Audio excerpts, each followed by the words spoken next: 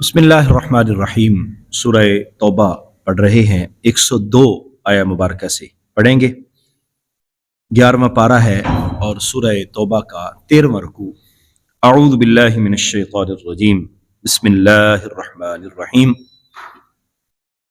وآخرون اعترفوا بذنوبہم خلطوا عملا صالحا وآخر سیئا عسى اللہ ان یتوب علیہم ان اللہ غفور الرحیم۔ انسان سے بعض اوقات کوتاہی ہو جاتی ہے، غلطی ہو جاتی ہے۔ نبی کریم صلی اللہ علیہ وسلم نے فرمایا بہترین غلطی کرنے والا وہ ہے جو توبہ کرنے والا ہے۔ اللہ تعالیٰ کی بارگاہ میں توبہ کی بڑی قبولیت ہے اور اللہ کو توبہ بڑی پسند ہے۔ غزوہ تبوک میں جو لوگ نہیں گئے تھے ان میں منافقین کی ایک تعداد تھی اور کچھ صحابہ کرام بھی تھے، اہل ایمان صحابہ کرام، نبی کریم صلی اللہ علیہ وسلم کے غلام۔ جب حضور واپس آئے تو جو منافق تھے وہ بہانے بنا کر حضور کی خدمت میں حاضر ہوتے رہے کہ جناب یہ مسئلہ تھا اس لیے نہیں جا سکے، جھوٹے بہانے بناتے رہے۔ اور وہ جو اہل ایمان تھے ان کی تعداد 10 بتائی جاتی کہ جو نہیں جا سکے۔ ان میں سے کچھ نے اپنے آپ کو مسجد نبوی کے ستونوں کے ساتھ باندھ لیا۔ انہوں نے کہا کہ یہ ہم سے غلطی ہوئی ہے، ہم نے کوتاہی کی، اب تو ہم جو ہے وہ یہاں سے جائیں گے نہیں، اب ہم جب تک نبی کریم صلی اللہ علیہ وسلم ہمیں خود اپنے ہاتھوں سے کھولیں گے نہیں، ہم ستونوں کے ساتھ بندھے رہے۔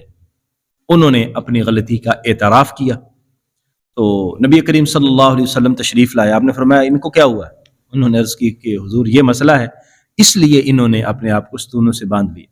تو حضور نے فرمایا اب میں بھی ان کو نہیں کھولوں گا، ان کا معاملہ اللہ کے سپرد ہے، اللہ فیصلہ فرمائے گا جیسے اللہ فیصلہ فرمائے۔ تو اللہ تعالیٰ نے پھر یہ آیت مبارکہ نازل فرمائی کہ انہوں نے چونکہ اپنی غلطی کا اعتراف کیا ہے تو اللہ تعالیٰ ان کی توبہ کو قبول فرما رہا ہے۔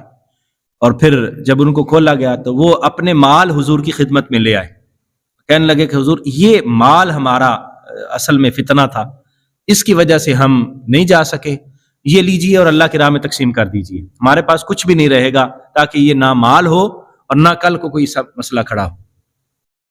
تو پھر حضور نے پہلے تو انکار فرمایا میں اب تمہارا مال بھی قبول نہیں کروں گا، لیکن بعد میں جب اللہ کی طرف سے حکم ہوا کہ نہیں آپ مال قبول کر لیجئے اور اللہ کے راستے میں اس کو تقسیم کیجئے، تو پھر حضور نے ان کا مال بھی قبول کیا۔ ان میں سے 3 صحابہ کرام وہ تھے، انہوں نے اپنے آپ کو ستونوں سے نہیں باندھا تھا۔ ان کی توبہ کا ذکر جو ہے وہ آگے تفصیل کے ساتھ آئے گا، اور ان کی توبہ ایسی خوبصورت توبہ ہے کہ ان کی توبہ کی وجہ سے اس سورت کا نام سورہ توبہ رکھا گیا۔ تو یہاں ذکر ہے ان لوگوں کا، وآخرون اعترفوا، اور دوسرے ایسے بھی لوگ ہیں اعترفوا بذنوبہم، جنہوں نے اپنے گناہوں کا اعتراف کیا، خلطوا عملا صالحا وآخر سیئا، انہوں نے ملا دیا اچھے عمل کو اور کچھ دوسرے برے عملوں کو، یعنی اچھے عمل بھی کیے اور کچھ ان سے غلطیاں بھی ہو گئیں، مکس ہو گئے، عمل دونوں طرح کے ہو گئے۔ عسى اللہ ان یتوب علیہم، امید ہے کہ اللہ تبارک و تعالی ان کی توبہ کو قبول فرمائے گا۔ ان اللہ غفور الرحیم، بے شک اللہ تعالیٰ بخشنے والا اور رحم فرمانے والا ہے، بخشش وہی فرماتا ہے، رحم وہی فرماتا ہے، لیکن شرط یہ ہے کہ آدمی عاجزی اور انکساری کے ساتھ اور صدق دل سے توبہ و استغفار کرنے والا۔ خذ من اموالہم صدقۃ تطہرہم وتزکیہم بہا وصلی علیہم، اب حضور کو اللہ کی طرف سے حکم ہوا کہ محبوب آپ ان کے اموال سے صدقہ لیجئے۔ خذ من اموالہم صدقۃ، آپ ان کے اموال سے صدقہ لیجئے۔ اب وہ تو سارا مال لے کے آ گئے، انہوں نے کہا جی یہ سارے کا سارا اللہ کے راستے، آپ ان کو تقسیم کیجئے، لیکن پھر حضور صلی اللہ علیہ وسلم نے ایک حصہ ان کے مال کا صدقے کے لیے رکھ لیا اور 2 حصے جو ہے وہ واپس کر دیے۔ آپ اپنے گھر کے اخراجات کے لیے 2 حصے رکھ لیں اور ایک حصہ اللہ کے راستے میں تقسیم کر دیتے۔ تو فرمایا کہ محبوب ان کے اموال سے صدقہ لیجئے، کیا ہوگا؟ تطہرہم، اس صدقے کی وجہ سے آپ ان کو پاک کر سکیں، یعنی صدقہ ان کی طہارت کی وجہ بنے گا، اور آپ جب ان سے مال لیں گے تو ان کو پاکیزگی نصیب ہوگی۔ وتزکیہم، اور آپ ان کا تزکیہ کر سکیں گے بہا، اس صدقے کے ساتھ، یعنی صدقے کے ساتھ ان کی طہارت بھی ہوگی، ان کا تزکیہ بھی ہوگا. جب مال خرچ ہوگا تو ان کے نفس کو پاکیزگی کا شرف نصیب ہوگا. وصلی علیہم، اور پھر ان کے لیے دعا بھی کیجیے. یعنی اللہ تعالیٰ نے خود نبی کریم صلی اللہ علیہ وآلہ وسلم کو ان کے مال سے صدقہ لے کر تقسیم کرنے کا، اور ان کی طہارت اور تزکیے کا، اور پھر ان کے لیے دعا کرنے کا حکم دیا. کیونکہ حضور کی دعا وہ کیا خوبصورت دعا ہے اور کتنی قیمتی دعا ہے. فرمایا وصلی علیہم ان صلاتک سکن لہم، بے شک آپ کی دعا ان کے لیے باعث تسکین ہے. سکن لہم، ان کے لیے سکون کا باعث ہے. آپ دعا کریں گے ان کو سکون نصیب ہوگا. جو ان کے دل کے اندر کسک ہے، جو ان کے دل کے اندر ایک پشیمانی ہے، ندامت ہے کہ انہوں نے یہ غلطی کی اور غزوہ تبوک میں کیوں نہیں گئے، آپ دعا کریں گے اللہ کا کریم آپ کی دعا کی برکت سے ان کے دلوں کو سکون عطا فرمائے گا. اب دیکھیے اللہ تعالیٰ، انہوں نے توبہ کر لی ہے نا، تو اللہ تعالیٰ ویسے بھی سکون عطا فرما سکتا ہے، ویسے بھی ان کی دل کی تسکین کا باعث ہو سکتا ہے، لیکن نہیں. اور میں حضور آپ دعا کیجئے، نبی کریم صلی اللہ علیہ وآلہ وسلم کو فرمایا آپ دعا کیجئے، آپ کی دعا کو میں سن کے ان کے لیے باعث سکون معاملات کو پیدا کروں گا، اور ان کے لیے ان کے دلوں کو سکون نصیب ہوگا. واللہ سمیع علیم، اللہ تعالیٰ سننے والا ہے اور جاننے والا ہے. الم یعلموا، کیا ان لوگوں کو علم نہیں تھا، ان اللہ هو یقبل التوبۃ عن عبادہ، کہ بلا شبہ اللہ تعالیٰ ہی توبہ کو قبول کرتا ہے اپنے بندوں سے. وَيَأْخُذُ الصَّدَقَاتِ، اور وہ صدقات کو بھی لیتا ہے، یعنی بندے جب صدقے کرتے ہیں تو اللہ قبول فرماتا ہے. وَأَنَّ اللَّهَ هُوَ التَّوَّابُ الرَّحِيمُ، اور اللہ تعالیٰ بہت زیادہ توبہ قبول فرمانے والا ہے اور بہت زیادہ رحم فرمانے والا ہے.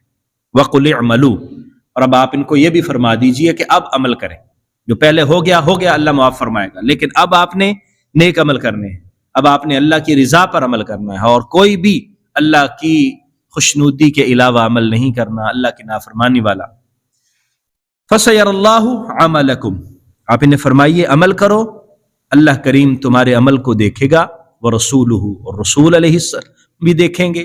وَالْمُؤْمِنُونَ، اور مومن بھی دیکھیں، اللہ بھی، رسول بھی اور مومن بھی اب تمہارے اعمال دیکھیں گے کہ تم کیا کرتے ہو. وَسَتُرَدُّونَ إِلَىٰ عَالِمِ الْغَيْبِ وَالشَّهَادَةِ، اور پھر تمہیں اس ذات کی طرف لوٹا دیا جائے گا جو ہر پوشیدہ اور ظاہر کو جاننے والی ہے، جو غیب کی بھی آگاہ ہے، غیب سے بھی اور ظاہر سے. فَيُنَبِّئُكُمْ، اور وہ تمہیں آگاہ فرمائے گا، بِمَا كُنْتُمْ تَعْمَلُونَ، جو تم عمل کرتے رہے. یعنی اب اس کے بعد جو ہے وہ نیک اعمال کریں، اور پہلی جو کوتاہیاں ہوئیں ان سے اللہ نے درگزر فرما دیا ہے. باقی وہ جو صحابہ کرام، جن 3 صحابہ کرام کا ذکر آگے چل کے آئے گا، وہ ان کا معاملہ اللہ کے سپرد کر دیا گیا. ان کی توبہ قبول ہو گئی، ان سے صدقہ لے لیا گیا، ان کے لیے حضور نے دعا فرما دی، اور نبی کریم صلی اللہ علیہ وسلم کی دعا کی برکت سے اور ان کی ندامت و پشیمانی کی برکت سے ان کے لیے معاملات جو ہے وہ آسان ہو گئے. اور دوسرے جو تھے فرمایا وآخرون مرجون لامر اللہ، اور باقی جو ہیں ان کا معاملہ اللہ کے حکم تک مؤخر کیا جائے گا. اللہ کا حکم جو آئے گا پھر اس پر عمل ہوگا کہ اللہ کیا فرماتا ہے. اما يعذبهم، اللہ چاہے تو ان کو عذاب دے، واما يتوب علیہم، اور اگر اللہ چاہے تو ان کی توبہ کو قبول فرما لے، یہ اس کی مرضی ہے. واللہ علیم حکیم، اور اللہ تعالیٰ جاننے والا اور حکمت والا ہے. ان کی توبہ کو قبول کر لیا گیا، ان کو مؤخر کر دیا گیا. یہ کیوں ہے؟ اس کے پیچھے حکمت کیا ہے؟ فرمایا اللہ جانتا ہے، علم اسی کے پاس ہے، حکمت اسی کے پاس ہے، وہ زیادہ اچھی طرح جانتا ہے کہ ان کے معاملے کو کیوں مؤخر کیا گیا. تو یہ صحابہ کرام جنہوں نے پشیمانی اور ندامت سے اپنے آپ کو مسجد نبوی کے ستونوں سے باندھا، حضور کو ان کے لیے دعا کرنے کا بھی حکم ہوا، ان کے صدقات کو قبول کرنے کا حکم ہوا، اور اللہ تبارک و تعالیٰ نے ان پر فضل و کرم فرمایا، اور انہیں تنبیہ کر دی گئی کہ آئندہ احتیاط کریں. ان آیات مبارکہ سے ہمیں یہ علم ہوتا ہے کہ ہم سے غلطی کوتاہی ہو جائے تو ہم فوراً توبہ کی طرف آئیں، اس کو مؤخر نہ کریں، توبہ کو لیٹ نہ کریں اور اگلے وقت پر نہ چھوڑیں. فوراً توبہ کرنے والا اللہ تبارک و تعالیٰ کے قریب ہو جاتا ہے، اللہ تعالیٰ اس کی توبہ کو قبول فرماتا ہے، اور معاملات کو خام خواہ ایسے ہی لٹکایا نہ جائے، کیونکہ کوئی پتہ نہیں انسان کی زندگی کا کب انسان کی زندگی ختم ہو جائے۔ اللہ تعالی ہمیں سمجھنے کی توفیق عطا فرمائے، آمین۔ وآخر دعوایا ان الحمد للہ رب العالمین۔